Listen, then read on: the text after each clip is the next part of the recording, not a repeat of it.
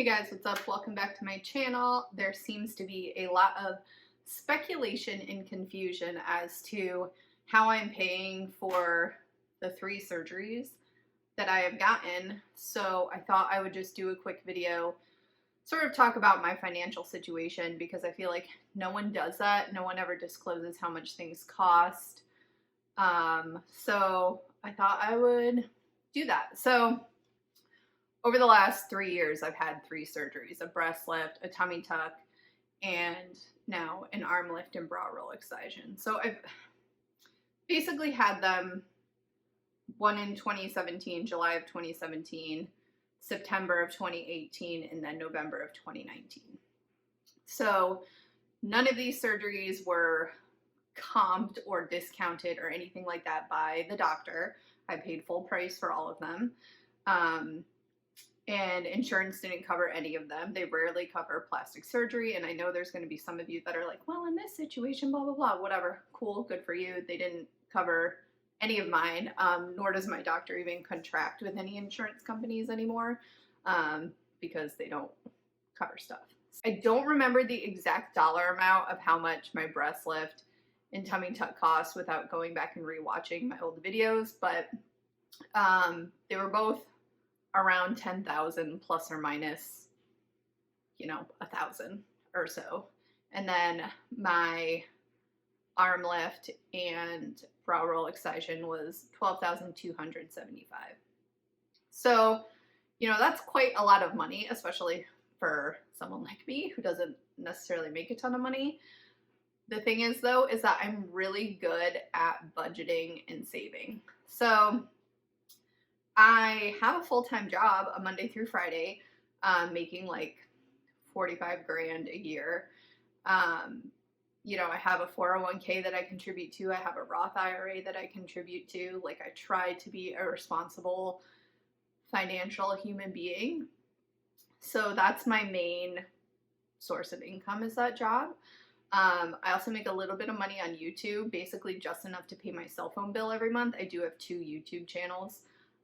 The one that you're watching now, and I have another one, Never Sometimes TV, which is just like concert footage and interviews that I used to do. I haven't posted anything on there in years, but it continues to make like residual money every time people view stuff. So shout out to One Direction for making me a little bit of money. So I have the full-time job, YouTube.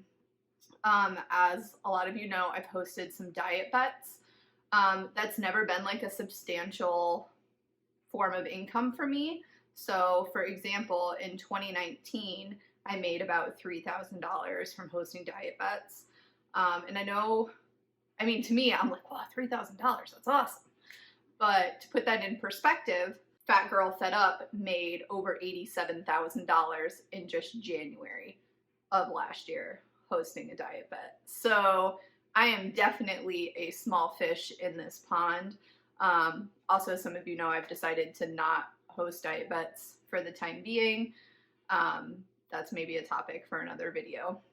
But yeah, so that's been a small drop in the bucket of income for me as well since 2016, I think.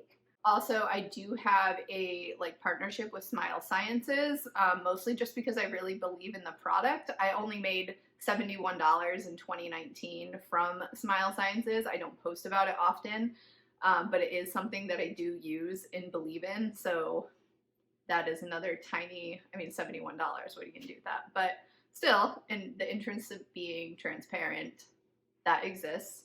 And then I've recently just got a second job on the weekends working at a tattoo shop, so that really hasn't influenced my finances much yet.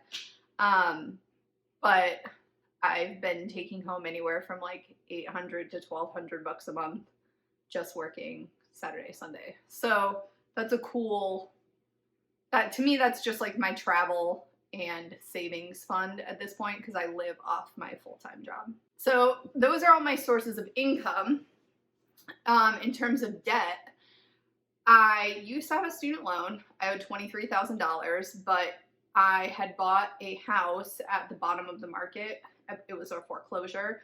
Fixed it up. I lived there when I was married previously. I got divorced. I sold the house. It was just my house. But since Arizona is a community property state, I had to give my ex half of the equity, which fucking sucked. I was able to basically just pay off my student loan in full. And that's what I did. I just basically ended up even Stevens after I paid off my student loan. So as of 2014, like I didn't have any debt at all. So I was just able to save more money. Then last year, I bought a new car and I have an interest-free loan. So there's like no real benefit to paying that off early because I'd make more money putting extra money in savings than paying that off. So I pay $198.05 every month towards my car. But that's really my only debt. Other than that, it's just reoccurring expenses like rent, utilities, Spotify, cell phone. Yeah. So my expenses every month are like basically like $1,100. And anything outside that, I basically only give myself $250 to get myself from paycheck to paycheck. Everything else goes in savings. So of that $250, that is gas, doctor's appointment, entertainment, groceries, whatever. So I use the Ibotta app to save on groceries. I've made just under $1,400 back just by like scanning my grocery receipts. So that's, yeah, I buy stuff that's on sale. Like I'm not a convenient shopper. I definitely spend my money wisely when it comes to stuff like that. I also won't literally buy anything online unless I have a coupon code. Like it doesn't matter. So I'm just really, I was in a bad place in like 2010 to 2013 financially. Like I freaked out about paying bills and stuff, which is funny because my expenses were a lot lower back then because, yeah, and I just like never want to be in that place again. So, I mean, at the risk of sounding ridiculous, I'm just good at saving money.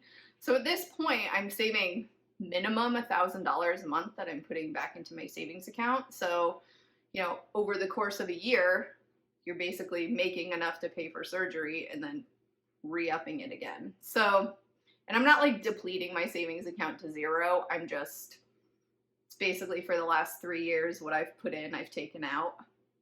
So I think I'm done with surgery at this point. This has been a rough experience for me. So, you know, my legs would be the last thing, and I just don't think that that's something I want to do.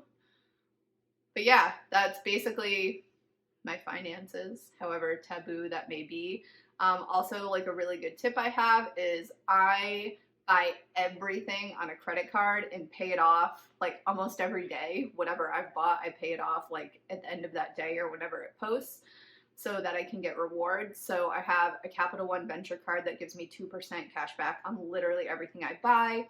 The first year, the annual fee is waived, so I'm going to end up canceling this card next June because I have another card that gives me 1.5% cash back on everything, so with no annual fee. And that Capital One card also gave me a $500 bonus when I signed up. So yeah, that's another good way to kind of get fun extra money. If you're responsible with credit cards. If you're not responsible, don't do this. But I have my credit score is 807. So like I'm as responsible as I can possibly be with money. So if you have any questions, leave them below. Yeah. And I'll talk to you guys later.